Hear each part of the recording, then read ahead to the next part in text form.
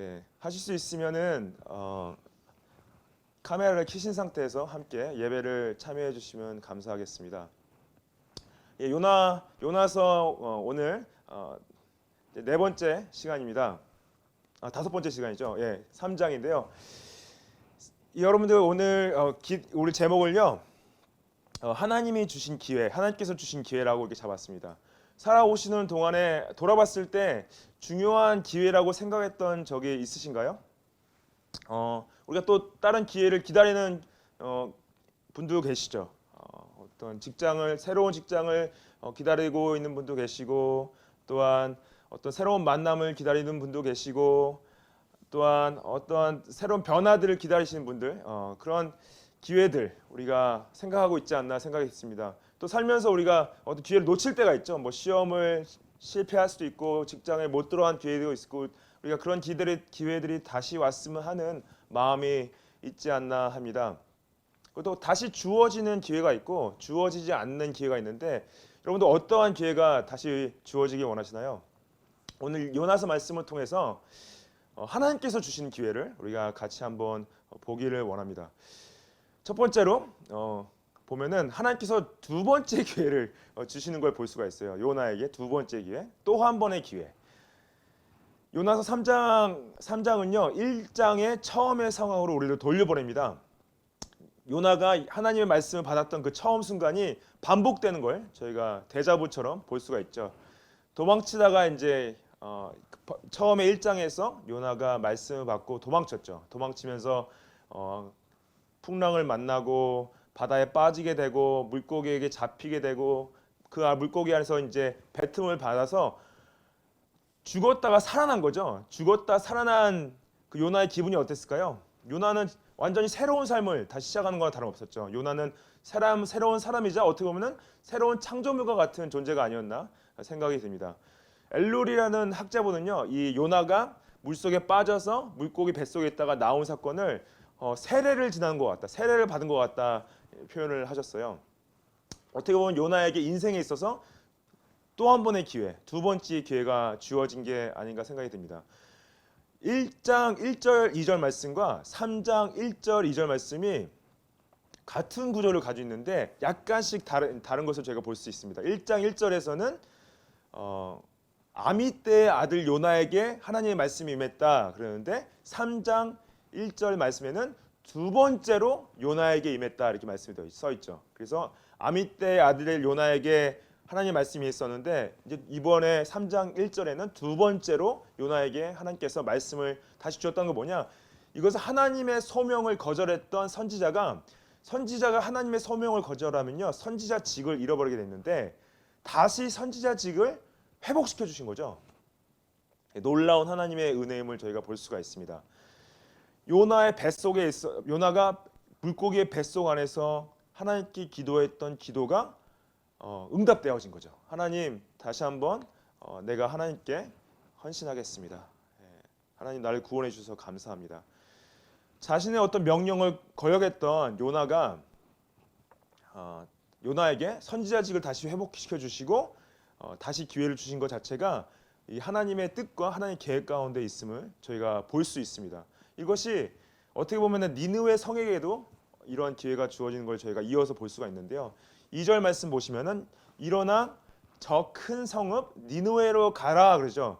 여기서 일어나라는 것은 앉아 있는 상태에서 일어났다는 의미보다는요, 아마 요나가 물고기 뱃속에서 나온 후에 곧바로 니느웨를 가지 않고 얼마 동안 어떤 한 곳에 머물렀다가 다시 출발한 것을 표현하는 말씀입니다. 그래서 아마 자기가 죽었다가 살았으니까, 죽음 가운데서 구원을 받았으니까 예루살렘 성전에 가서 감사의 제사를 드렸을 거예요. 그리고 나서 아마 본인의 고향인 가드 헤벨에 가서 이 잠시 머물러 있는 동안에 이 두 번째 하나님의 말씀을, 하나님의 소명을 받은 것으로 볼 수가 있습니다. 일어나서 저 큰 성읍 니느웨로 가라 이렇게 말씀하시죠. 그리고 내가 내게 명한 바를 그들에게 선포하라 그러세요. 내게 명한 바.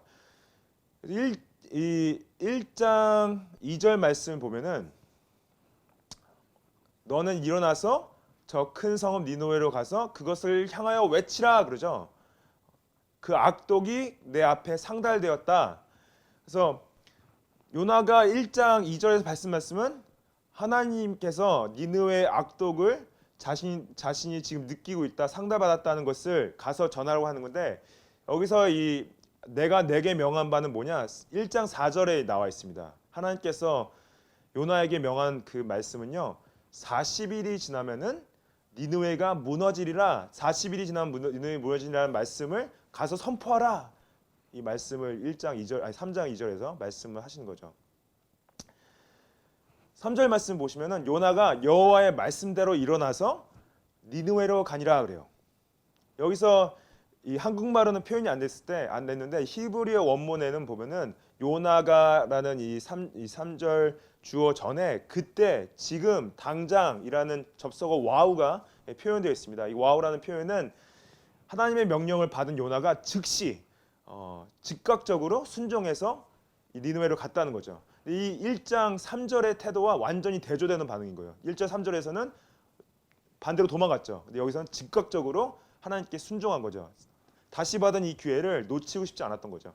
즉각적으로 갔는데 여호와의 말씀대로 일어나서 니느웨에 갔다. 근데 니느웨는 사흘 동안 걸을 만큼 하나님 앞에 큰 성읍이더라 그래요. 그래서 영어로 보면은 그 니느웨 성이 an exceedingly great city, 하나님 앞에서 큰 성읍이다. 그래서 1장 2절 말씀에도 똑같은 표현이 있습니다. 저 큰 성읍, great city라고 표현했는데 여기서 하나님 앞에 큰 성읍이다. 이 표현이 굉장히 드문 표현입니다. 왜냐하면 하나님이 보시기에 큰 게 뭐가 있을까 생각해 보십시오.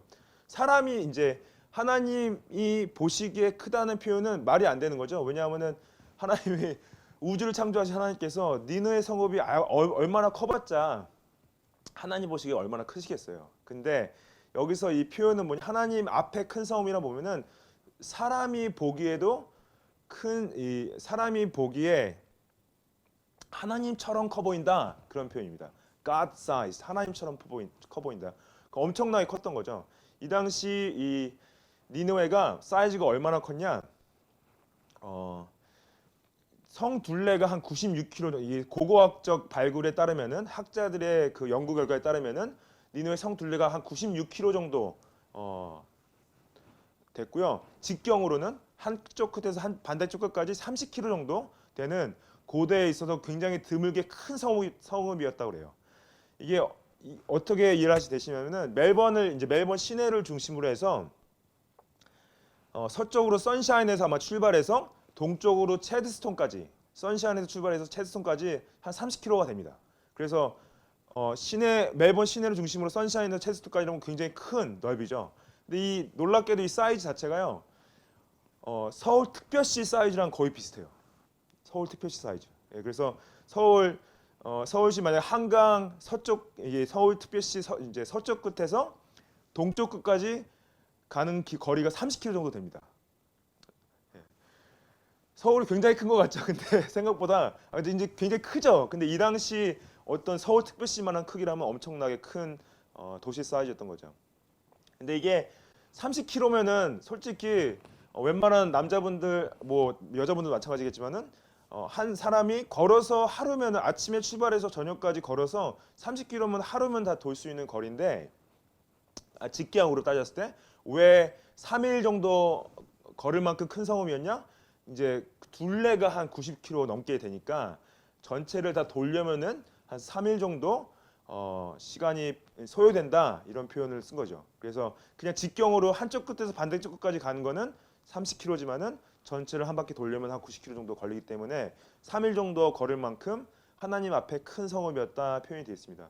놀랍게도 이 성읍 자체가요, 50년 가까이 굉장히 큰 성읍으로 전 세계에 이제 소문이 났죠. 근데 이 요나가 방문한 지 얼마 지나지 않아서 BC 612년 정도에 완전히 파괴를 당합니다. 그 바벨론과 여러 다른 나라들이 연합해가지고 쳐들어와서 완전히 파괴를 당해요. 그래서 그 BC 400년 정도에 그 그리스 장군인 제노폰이라는 사람이 지나가면서 아예 니느웨를 알아보지도 못할 정도로 완전히 파괴됐다라는 기록이 남아 있습니다. 그러니까 이게 굉장히 큰 도시도 하나 사람들 보기에 정말로 견고하고 평생 영원히 갈 것 같은 도시들이 역사 속에서 쉽게 사라지는 걸 저희가 이제 알 수가 있죠. 4절 말씀 보시면 요나가 그 성읍에 들어가서 하루 동안 다니며 외치되 그러죠. 그래서 요나가 성읍에 들어가서 한 것이 바로 이제 하나님의 말씀을 이제 선포하기 시작하는데 이걸 잘 보시면은 니느웨가 들어가서 요나가 도착하자마자 니느웨에 들어가서 니느웨 자체의 어떤 정치적인 상황이나 주민들의 생활상이나 문화적 상황이나 그걸 뭐 배우고 언어를 생각하고 하지 않고요. 그냥 아무런 정황에 대해서 사전 조사 없이 그냥 들어가자마자 하나님의 섭리를 믿고 이제 말씀을 선포한 거죠.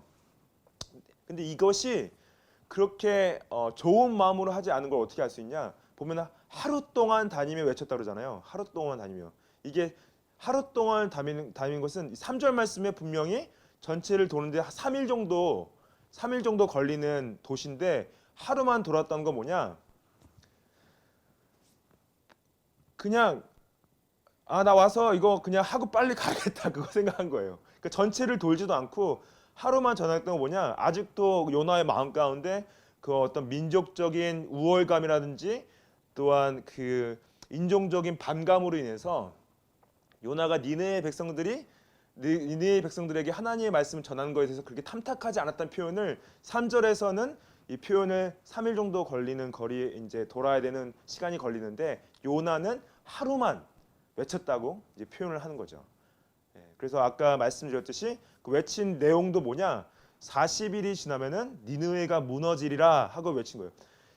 이것이 어떻게 보면은 여러분들 생각해 보시죠. 어떤 선교사가 선교지에 가서 거기 상황 아무것도 모른 채 그냥 한마디만 계속 외치다가 하루만 외치고 나온 거예요. 아무 마음이 없는 거죠. 근데 외친 것도 40일이 지나면은 니느웨가 무너진다 하고 그냥 정말로 얼토당토한 메시지를 선포하고 다닌 거예요. 이게 먼저 이 내용을 보면은 40일에 무슨 의미가 있을까요? 40일. 근데 이 40일의 내용은 뭐냐? 40일이라는 숫자가요. 성경에서 보면은 하나님과의 어떤 관계의 회복과 하나님과의 친밀한 가운데서 더 깊어지는 시간을 표현할 때 40일을 많이 표현됩니다. 그래서 모세가 신명기 9장에서 이스라엘 백성을 위해서 하나님 앞에서 40일 동안 중보 기도를 해요. 아시죠? 그리고 또한 예수님께서 공생의 사역을 시작하시기 전에 광야에서 며칠 동안 지내셨죠?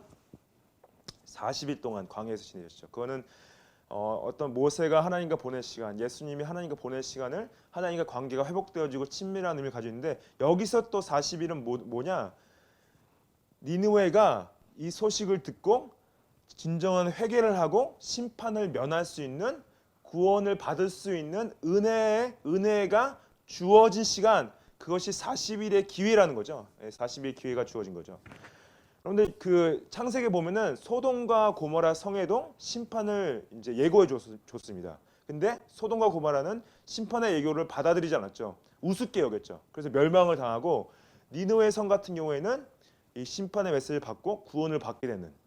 그래서 너무나 극명한 차이가 있는 거죠. 하나님의 경고를 받고 듣지 않는 자들은 망했고 하나님의 경고를 받고 듣고 회개한 자들은 구원을 얻는 결과의 차이를 저희가 볼 수가 있습니다.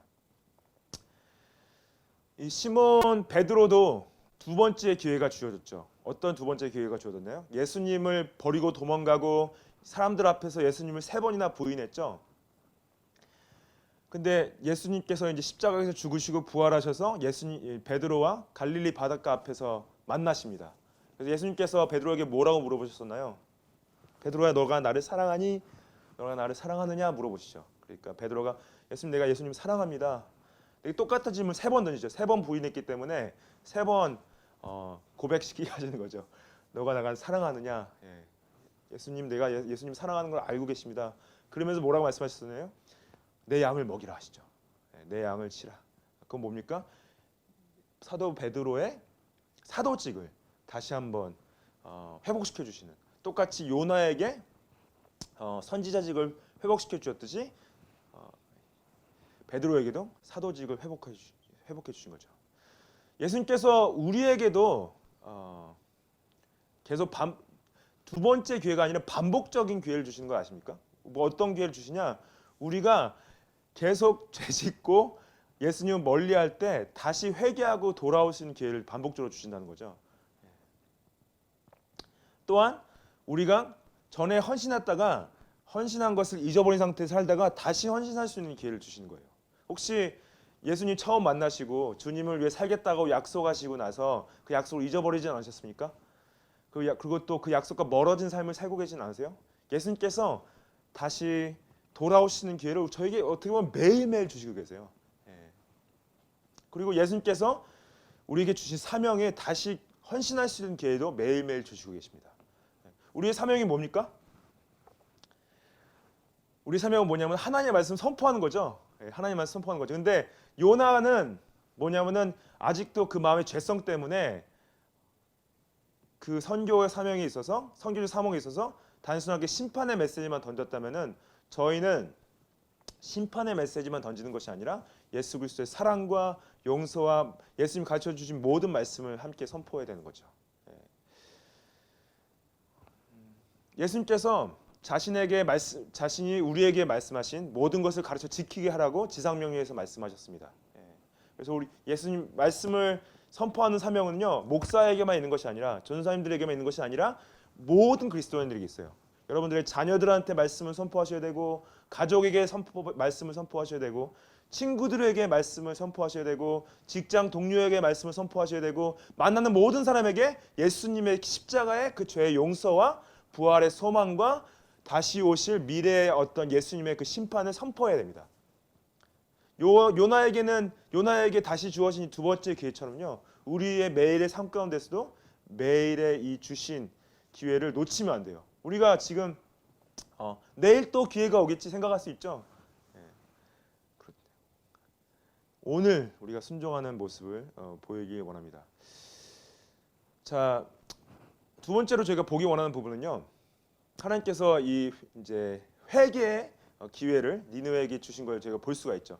5절부터 9절 말씀에 회개의 기회를 주신 이 니느웨 사람들의 반응을 세 부분으로 나눠서 이제 설명이 되어 있는데 첫 번째는 니느웨 사람들의 회개를 볼 수 있고요. 두 번째는 니느웨 왕의 회개를 볼 수 있고 마지막으로 세 번째는요. 니느웨 왕이 회개를 공식적으로 조서로 명령하는 장면을 저희가 세 부분으로 볼 수가 있습니다. 그래서 첫 번째 부분과 이제 세 번째 부분은 중복이 되긴 하는데 첫 번째 이제 그 5절 말씀 보시면은 니느웨 사람들이 하나님을 믿고 금식을 선포하고 높고 나는 자를 막론하고 굵은 베옷을 입은지라 그래요. 말도 안 되는 이런 선교로 온 요나의 말을 니느웨 40일 있으면 니느웨가 망하리라 이 선포한 사람의 말 듣고 이 사람들이 반응을 했어요. 반응을 했는데 어떤 반응을 했냐? 첫 번째는 하나님을 믿었대요. 하나님을 믿었고 근데 이 하나님을 믿었다는 표현, 하나님 믿었다는 표현이요. 단순하게 그냥 하나님이 신 되심을 인정하는 걸 넘어서서 하나님을 의지한다는 표현입니다. 이 믿음이란 자체가 하나님을 단순하게 인정하는 것이 아니라 인정하는 걸 넘어서서 전인격적으로 의지하는 거. 그래서 이게 어떻게 보면 하나님께서 이 니느웨 사람들의 회개가 어떤 정직하고 하나님 보시기 참된 것을 보신 거죠. 두 번째 하나님 믿고 나서 금식을 선포했다 그러죠. 금식을 선포했다. 금식을 선포했다는 표현은 뭐냐? 그 자신들이 하는 회개가 자신들이 먹는 그 음식의 생명에 연결된 음식보다 더 중요하다는 표현입니다. 금식을 선포하고 세 번째 표현은 뭐예요? 굵은 베옷을 입었다 그러죠. 굵은 베옷을 입었다. 이것은 죄를 회개하는데요. 그냥 단순하게 잘못했습니다. 그게 끝나는 것이 아니라 굵은 베옷을 입었다는 건 뭐냐면 겸손을 표현하고 진정한 슬픔을 표현하는 거예요. 그래서 진정한 슬픔과 겸손을 가운데서 음식을 먹지 않고 회개를 선포합니다. 근데 여기서 높고 낮은 자를 막론했다. 높고 낮은 자를 막론했다는 뭐냐? 어떠한 부자나 가난한 사람이나 배운 자나 못 배운 자나 여자나 남자나 어떤 계층과 연령과 배경이 상관없이 니느웨의 모든 백성들이 다 빠짐없이 회개했다는 거죠. 이게 니느웨의 이런 회개의 반응이 요나조차도 정말 예상을 못했던 일이었습니다. 4장 1절에 보면은 그리고 저희가 여기서 이제 질문 던져야 될 건 뭐냐? 어떻게 이렇게 하나님을 알지 못하고 정말 극악의 죄를 범했던 니느웨 백성들이 어떻게 요나의 이 단 하루 만에 설교도 아닌 어떤 그 한 문장을 통해서 문장을 선포한 걸 통해서 회개하고 하나님을 믿는 역사가 일어날 수 있었는가? 이거에 대한 질문을 던질 수가 있죠. 이거에 대한 여러 가지 추측들이 있어요. 뭐 어떤 사람들은 어떤 추측을 하냐면은 이미 요나가 니느웨 성에 들어오기 전에 백성들이 어느 정도 여호와 하나님에 대한 두려움을 가지고 있었을 수 있다. 아니면 두 번째로는 요나의 어떤 그 기적 사건, 이제 물고기 배에서 나왔던 그런 이적 사건을 소식을 듣고 이 요나가 심상치 않은 사람이라고 볼 수 있다. 근데 이런 추측들보다 이제 가장 유력한 추측은 뭐냐? 그 데니엘 티머라는 역사학자가 말을 한 건데요.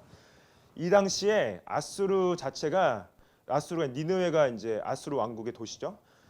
니느웨가 전체적으로 많은 어려움을 당해왔음을 이제 볼 수 있다고 합니다. 기근이라든지 재앙이라든지 반란이라든지 어떤 일식이라든지 이런 것들이 기근, 재앙, 반란, 일식들이요. 큰 재앙이 오기 전에 나타난 징조들로 있었기 때문에 이미 이 사람들이 이제 진짜 곧 무슨 일이 벌어진다는 게 이미까지 쌓여왔다는 거죠. 예, 그래서 어떤 이 하루 만의 선포 자체가 이방인 어떤 본인 사람들이 아닌 다른 나라 사람이 와서 이런 하나님의 심판의 메시지를 선포했을 때 다들 마음이 그냥 열려버렸다는 거예요. 이러한 반복적인 재앙의 메시지들이 있었기 때문에. 예, 그러면 좀 이해가 되죠. 6절 말씀해 보시면은 그 일이 니느웨 왕에게 들림에 왕이 보좌에서 일어나 왕복을 벗고 굵은 배 옷을 입고 제 위에 앉았다 그래요. 니느웨 백성들이 하는 걸 보고 왕이 듣고 나서 왕이 어떻게 했냐? 보좌에서 일어나 왕복을 벗었대요. 왕복을 벗은 것도 어떤 자신의 어떤 체면을 벗어 던진 겁니다. 그리고 굵은 베옷을 입었다. 아까도 말씀드린 굵은 베옷은 뭡니까? 겸손을 표현하고 회개하는 데 있어서 슬픔을 표현하는 건데 제 위에 앉았다는 게 그거예요. 슬픔과 회개의 표시입니다. 그래서 벌써 이 왕도 그동안 왔었던 어떤 여러 가지 징조들을 보고 이거는 진짜 우리가 진짜 회개 안 하면 큰일 나겠다 생각을 한 거예요. 이 당시 니느웨 왕을 3명 중에 한 명으로 보는데요. 살마네셀 4세나 그 후계자인 아술단 3세나 아니면은 그 딸은 아술리라리스 5세 중에 한 명이라고 이제 보는데요. 이 당시 이제 이 어떤 780년도 BC 정도부터 740년도 사이에 요나가 갔을 거고 보기 때문에 이 세 왕 중에 한 명이라고 이제 볼 수가 있습니다. 근데 이 니느웨 왕의 반응이요. 너무 극명하게 이제 대조가 되는 남유다의 왕이 있었어요. 남유다의 왕의 이름이 뭐냐면 여호야킴이었습니다. 여호야킴 왕이 완전히 다른 반응을 해요. 어떤 반응을 하냐면은 하나님께서 주신 두루마리를 불태워 버립니다. 정말 말도 안 되는 거죠. 하나님께서 경고하신 말씀이 담긴 두루마리를 불태워 버려요. 이런 어떠한 하나님이 택하신 이스라엘 백성의 왕이 이런 행동을 버립니다. 하나님 주신 경고를 무시하고 회개하지 않아요. 그래서 예레미야서 46장에 이렇게 하나님께서 말씀하십니다. 36장 31절에 또 내가 그와 그의 자손과 신하들을 그들의 죄악으로 말미암아 벌할 것이라 내가 일찍이 그들과 예루살렘 주민과 유다 사람에게 그 모든 재난을 내리리라 선포하였으나 어떻게 했다고요? 그들이요? 회개했습니까? 그들이 듣지 아니하였다고 그래요. 이게 보면은 이게 너무 극명한 게 뭐냐면은 이 니느웨는 이방 사람이죠. 하나님의 선민도 아니에요. 근데 이 니느웨 백성들이 이 경고를 듣고 회개하고 니느웨 왕까지 회개를 했는데 이스라엘 왕과 이스라엘 백성들 이미 하나님께서 예루살렘의 주민들과 유다 사람들과 그 신하들과 자손들에게 모든 재난을 내리라고 선포했는데 그들이 듣지 않았다는 거죠. 근데 여기서 니느웨는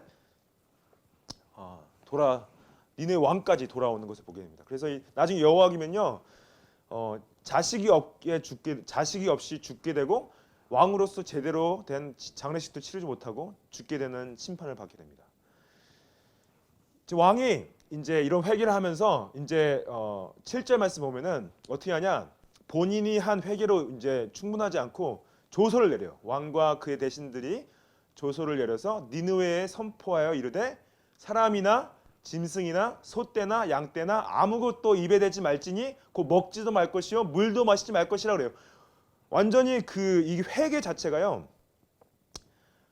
얼마나 진짜 전체를 다 하냐? 사람만 한 게 아니라 동물까지 포함해서 먹지도 마시냐고 물도 못 마시게 한 거예요. 예. 너무나 이 사람들이 지금 이것이 진짜 이거 하나님의 마음이 돌이키지 않으면은 본인들이 다 죽게 됐다는 것이 너무나 극명하게 보인 거죠. 예. 조서를 내렸다는 건 뭐냐? 지금 우리 시대의 어떤 수상이나 대통령이 내리는 어떤 그 executive order 그런 거랑 좀 다른 의미가 있습니다. 왕이 내리는 조서는요. 그 왕의 백성이 그 조서를 거역하면요. 그냥 그 자리에서도 죽임을 당할 수 있는 그런 힘을 가지고 있죠. 그래서 모든 아수르 전역에 있는 사람들이 이걸 순종하고 따랐다야 되는 거죠. 3절 8절 말씀에는 사람이든지 짐승이든지 다 굵은 베옷을 입을 것이요. 여기서 보십시오. 하나님께 부르짖을 것이며 각기 악한 길과 손으로 강포해서 떠날 것이 이것이 굉장히 중요합니다. 이것이 왜 중요하냐? 그냥 어떤 금식하고 베옷을 입는 것은 어떤 종교적인 행위죠. 종교적으로 겉으로 표현하는 건데 니느웨 왕이 원했던 건 뭐냐? 마음의 진실된 회개를 우리가 보여드려야 된다. 그래서 하나님께 부르짖어라. 이거 기도하라는 거죠. 기도하라는 거예요. 힘써 하나님께 부르짖어라. 그리고 나서 이것이 굉장히 중요합니다. 각기 악한 길과 손으로 행한 강포에서 떠나갈 것이라 그래. 각기 악한 길과 강한 강포에서 떠날 것이란 뭐냐? 이 회개가요. 영적인 것뿐만 아니라 도덕적인 변화를 수반한 참된 회개라는 거죠. 어떤 금식이나 죄 않는 의식적인 행위를 넘어서서 삶의 변화를 수반하는 하나님과의 관계 개선. 진정한 회개는요. 진정한 회개는 삶의 변화가 보이게 됩니다. 말이 달라지고 행동이 달라지고 니느웨 사람들은요. 진짜 이 당시 가장 극악한 가장 도덕적으로 타락한 도시의 사람들이었어요. 근데 니느웨 왕도 그렇고 이 사람들도 그렇고 본인들이 얼마나 하나님 앞에서 죄를 범했는지 그 죄성을 깨닫고 그 악한 길에서 돌아와야 된다는 걸 분명히 인지하고 있던 거죠. 손으로 행한 강포까지 떠날 것을 의지적으로 보여야 된다는 거예요. 의지적으로. 그래서 9절 말씀 보면은 하나님이 뜻을 돌이키시고 그 진노를 그치사 우리가 멸망하지 않게 하시리라. 그렇지 않을 줄을 누가 알겠느냐 한지라 그래요. 하나님께서 이게 보면은 이렇게 해도 본인들이 이 재앙에서 심판에서 벗어날 수 있는 것은 본인들의 했던 이런 종교적인 의식이나 기도에 달려 있지 않고 하나님의 은혜에 달려 있다는 거예요. 하나님의 뜻에 달려 있다는 거예요. 하나님의 주권적인 계획 가운데 달려 있기 때문에 본인들이 하는 이 모든 것들, 금식이나 어떤 죄에 안거나 이 베옷을 입는 모든 것들 하는 것이 이런 행위나 기도에 달려 있는 것이 아니라 하나님이 그러면은 하나님께서 우리가 이렇게 하면 뜰을 도시켜서 진노를 그치시고 우리에게 멸망하지 않게 하시리라. 그렇지 않을 줄을 누가 알겠느냐 그렇게 표현하는 거예요. 그게 뭐냐면은 이렇게 해도 우리가 벗어나지 못할 수도 있다. 하나님의 주권을 인정하는 거죠. 여러분들 이 회개는 우리가 물론 마음으로 회개하지만은 진짜 삶의 변화가 있습니다. 특히 도덕적인 변화들이 있죠. 여러분 우리나라에서 한국의 기독교 역사에 있어서 가장 처음에 있었던 큰 부흥이 언제 있었습니까? 1907년도 평양 대부흥이었죠. 평양 대부흥의 부흥의 시작은요 회개였어요. 1907년도 1월 2일부터 1월 15일까지 장대현 교회에서 평안남도 동계 남성 사경회가 열립니다. 굉장히 추웠겠죠. 1월 달이었어요. 1월 초였으니까. 근데 1월 13일간 사경회가 열린 거예요. 그래서 남자분 이 장소 자체가 장대현 교회가 좁았기 때문에 남자분들은 거기서 하고 여자분들은 평양 북교회라든지 상정현 교회, 남문박교 이런 여러 지역에 다시 이제 나눠서 모여가 집회가 이었는데 이 13일간 새벽 기도회를 하고 오전에 성경 공부를 하고 기도회를 하고 오후에 노방전도를 하고 저녁에 집회를 하는 진짜 타이트한 13일 동안의 사경이었는데 이 역사를 보면은 13일 동안 하는데 10일 동안 사경회가 지나가는데 아무도 어떤 하나님의 역사심을 못 느끼고 있는 거예요. 10일 동안 지나는데. 그래서 14일 날 선교사들이 정오 기도회를 여자고 제의를 합니다. 정오 기도회는 이제 저녁 12시에 시작해서 그 다음 날 이제 새벽 2시까지 철야 기도회를 가지는데 그때 길선주 장로님이라는 분이 일어나 회개를 해요. 길선주 장로님이 어떤 회개를 하냐? 그 전년도 1906년도에 친구가 세상을 떠나 죽는데 임종 당시에 자신의 재산을 정리해달라고 100달러 이제 그 당시 100달러면 진짜 엄청난 그 한 사람의 큰 전 재산 같은 돈인데 그거를 횡령한 거예요. 그 죄를 600명이 넘는 회중 앞에서 고백하면서 회개를 합니다. 그러면서 회개의 포문이 열리는데 사람들이 이제 일어나서 자신들의 죄를 고백하는 거예요. 어떤 불치병에 걸려서 아파하는 아내 앞에서 매일 술 마시면서 저주를 퍼붓는 남편분이 일어나서 회개를 하고 첩을 2명이나 두고 가정을 외면했던 남성분이 일어나서 회개를 하고 선교사의 돈을 훔쳤던 사람이 일어나서 회개를 하고 어떤 청일정전 다시에 자신의 아이를 죽였던 여자분이 일어나서 회개를 하고 그래서 이 회개하는 장면을 목격하는 선교사님이 이렇게 말을 해요. 마치 감옥의 지붕이 열어지는 것 같았다. 살인, 강간 그런 상상할 수 없는 엄청난 죄들이 고백되어졌다 이렇게 말합니다. 근데 중요한 것은 그 집회에서 회개가 끝난 것이 아니라 집회가 끝난 후에 사람들이 가서 어떤 다른 사람들에게 손해를 미친 사람들은 그 손상을 입힌 사람들 집에 찾아가지고 사과를 하고 돈을 돌려주고 또 돈을 훔친 사람들도 재물을 다시 돌려주고 갚고 사람들이 술을 끊고 도박을 끊고 이런 어떤 도덕적 변화들이 일어났다는 거예요. 그게 이제 번진 거죠. 회개로 시작돼서. 부흥은요, 여러분들, 그러니까 부흥을 쉽게 오해할 수 있습니다. 부흥은 어떤 굉장히 어떤 무슨 기적을 체험하고 사람들이 막 병을 낫고 사람들이 와가지고 막 무슨 금가루를 보고 그런 게 아니에요. 부흥은 뭐냐면요, 회개의 역사예요. 부흥은 기적이긴 합니다. 근데 어떤 기적이냐? 한 사람이 하나님 앞에서 죄를 회개하고 죄를 용서받고 구원을 받고 그 삶이 변화되어지는 그게 부흥의 구체적인 증거라는 거예요. 우리 안에서도 이런 동일한 부흥의 역사가 있기를 저는 기도하고 있습니다. 우리가 원하는 부흥은 뭐냐? 정말로 한 영혼이 예수님을 모르고 죄 가운데 살았던 사람들이 나와서 자신의 죄를 회개하고 예수님 앞에 자기의 삶을 드리고 변화된 삶을 사는 그런 부흥을 꿈꿉니다. 우리 예배가 그러한 부흥을 경험하기 원해요. 우리 예배 가운데서 하나님께서 우리의 매번 서구교회 사역을 통해서 이러한 부흥을 허락하실 걸 믿습니다.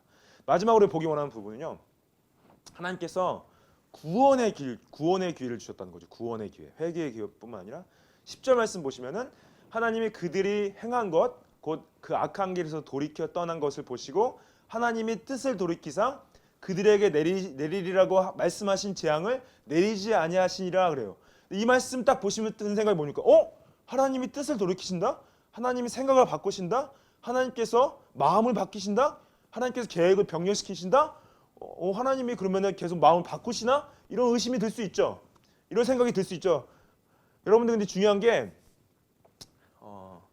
그러면 하나님께서 플랜 B로 자신의 뜻을 하셨다는 말이 아닙니다. 하나님께는요 플랜 B가 없어요. 하나님께는 플랜 A만 있습니다.